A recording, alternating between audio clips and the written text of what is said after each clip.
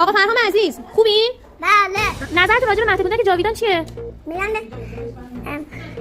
مهد کودک جاویدان مرا خیلی خوشم اومد. مهد کودک جاویدان مامان ماهور جون بگه. واقعا یکی از افتخاراتم اینه که تو مهد کودک جاویدان پسر سلامت باشی. سلام دختر قشنگ. خوبی؟ آره؟ میشه به من بگی مهد کودک جاویدان دوست داری؟ چند تا دوستش داری؟ چند تا؟ نه خانم زیبا، نظرت راجع به مهد کودک جاویدان؟ خیلی خوشحالم. مهدیه بپرسیم. چه مهدیه نظرت راجع به مهد کودک جاویدان چیه؟ مامان بپرسیم. مامان آنیما نظرتون راجع به مهد کودک جاویدان؟ واقعا فوق العاده است. من با حساسیت خیلی زیادی مهد انتخاب کردم و همه میدونن من چقدر تو انتخابام سخت بسندم. هر جای انتخاب امیرعلی چی میگه؟ امیرعلی مهد کودک جاویدان چه شکلیه؟ رنگ و رنگ خوش. تیچر زیبای عزیز، جاویدان در یک کلمه پر از ایده های خلاق. جاویدان پیشرو در پرورش خلاقیت و شادی کودک شماست. سلام لیانا جون. سلام. خوب هستین؟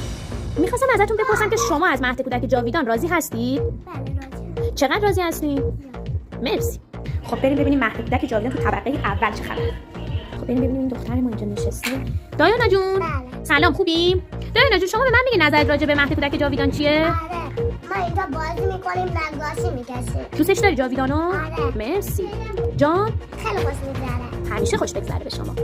بریم. میران جون بله. خوبی شما؟ آره. اسم مهد کودک شما چیه؟ جاویدان. دوست داری جاویدانو؟ آره. چند تا دوستش داری؟ خیلی. خیلی؟ مثلا با دست بهم نشون بده. خیلی. بریم ببینیم از این آقای خوشگل بپرسیم. سلام پسرم. اسم شما چیه؟ آقا مالک. آقا مالک میشه به من بگید که اینجا کجاست؟